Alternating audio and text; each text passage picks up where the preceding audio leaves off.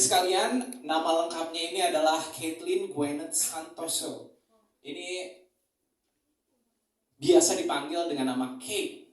Kalau gitu kita tepuk tangan bersama-sama buat Kate dulu ya. Silakan Kate masuk dulu, boleh join kita di sini. Silakan Kate. Jangan grogi. Oke, silakan di sini Kate. Oke, yang perkenalkan diri. Halo semuanya teman-teman media, aku Kate.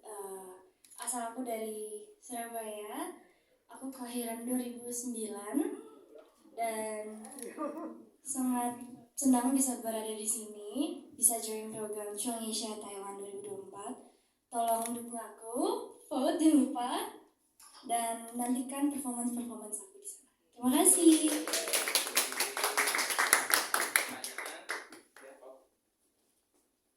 Bisa diceritain pengalaman ketika mengikuti ini gitu sampai akhirnya bisa audisi. Maaf. Bisa diceritain mungkin pengalaman yang paling berkesan ketika mengikuti audisi, terus persiapannya apa sih sampai akhirnya bisa lolos audisi? Waktu itu awal-awal itu ditawarin manajer aku buat ikut audisi ini.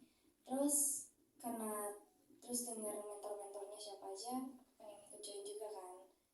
Dan persiapannya lumayan lama sih, nggak lama juga sih, sebulan lebih. Dan waktu itu persiapannya persiapan yang kayak buat diaudisiin dulu sih, nyanyi, dance gitu. Akhirnya audisi pertama akhirnya lolos gitu.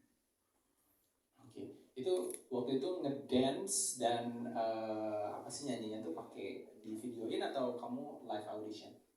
Itu online audition gitu. Audition. Oke. Ada pertanyaan lagi dari teman-teman? Silakan. Aku cuma ngasih ya dari latihan tadi nyanyi, dance gitu. Jadi kira-kira yang kamu lakukan untuk tetap menyeimbangkan work-life balance dari kehidupan pribadi, profesional itu seperti apa? Kalau aku setelah ada JKT itu kan nggak kayak beraktivitas cukup lama kan, setahun mungkin, untuk menyeimbangin gitu ya. Mungkin aku kan masih sekolah juga, jadi palingan apa ya, sekolah karena aku homeschooling juga, jadi nggak begitu padat juga. Jadi sekolah pagi siang kayak gitu sampai siang, terus habis itu ya udah berkegiatan, misalnya ada schedule dari agensi kayak gitu. Kalau untuk sekarang, siap-siap kecuali itu cari pasti kegiatannya sibuk banget kan? Jadi gimana cara tipsnya? Sekarang sih lagi libur sekolah. Jadi kalau lagi libur sekolah lebih santai gitu ya, latihan terus berarti di rumah gitu? Iya, kalau aku sih latihan terus di rumah atau enggak latihan ke tempat latihan gitu. Itu paling sih yang ingin aku tonjolkan mungkin lebih ke dua-duanya pastinya ya, tapi mungkin nyanyi, karena sebelum dari acara ini kan aku belum dapat kesempatan buat nunjukin vokal aku gitu kan. Jadi di acara ini aku pastinya pengen nunjukin sisi vokal aku dan nunjukin apa yang kayak telah aku pelajari dari tahun-tahun sebelumnya. Dan sisi personality aku mungkin yang sangat ceria, cerah. Oke, gitu ya. Silakan, ada pertanyaan lagi? Dan persiapannya apa aja sebelum kamu pergi ke Thailand? Dan motivasi kamu apa sih untuk ikut Chong ini? Gitu ya. Terima kasih.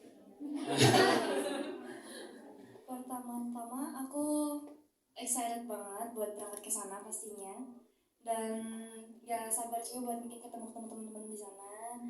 Terus deg-degan juga, dan mungkin aku bakal kangen keluarga juga karena bakal jauh dari rumah untuk waktu yang lama, cukup yang lama. Terus motivasi aku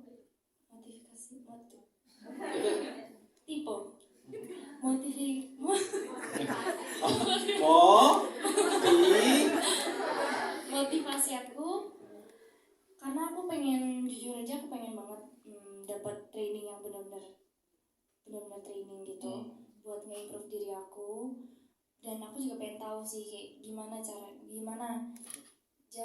jadi idol kalau di sana tuh kayak gimana, kayak benar-benar fokus sama passion gitu. Dan motivasi yang asal dari Bali, aku salah satu trainee cuang trainee cuang Thailand dari Indonesia. Mohon dukungannya, terima kasih. Yeay. Oke, kalau begitu. Ada yang mau tanya sama Devi, hadirin sekalian? Pertanyaannya sama, nggak apa-apa, silahkan. Mak, diwakili aja mak, pertanyaannya mak. Mak, ayo mak.